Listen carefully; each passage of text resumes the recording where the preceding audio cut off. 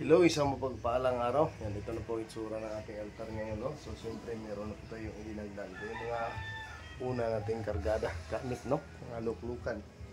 And langisan, siyempre mga garapa, yung mga bato, mutya ng kalikasan. At ito naman yung dagdag natin, no? Mga synergy stone, healing stone, at saka, siyempre, yung natin kinakumpleto. Yung tinatawag na breastplate o Aaron. Ganyan po siya. Yan, so available po yan. Pwede din po kayo mag-PM sa amin. At saka mayroon din po mga bracelets na gawa talaga sa mga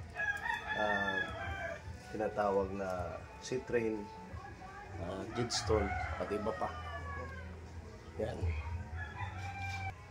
At siyempre hindi na magkasyad doon lahat sa altar. Inilagay din natin dito yung ating mga tinatawag na specimen ng mga mahalagang bato. Yan. So, pag kayo ay nag-aral ng spiritual, ay alam na nyo. Ano? So, mayroon tayong quartz, mayroon po amethyst, at iba pang mga mamahaling bato. No? Yan.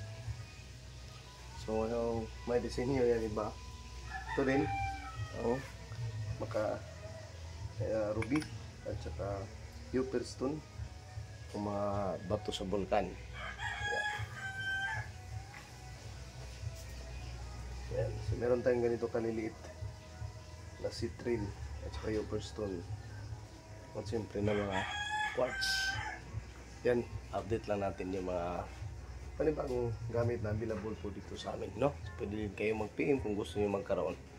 And isang mapagpalang panahon, ito tagapaglingkod yung karunungan ng Diyos, ikitin at martial arts po.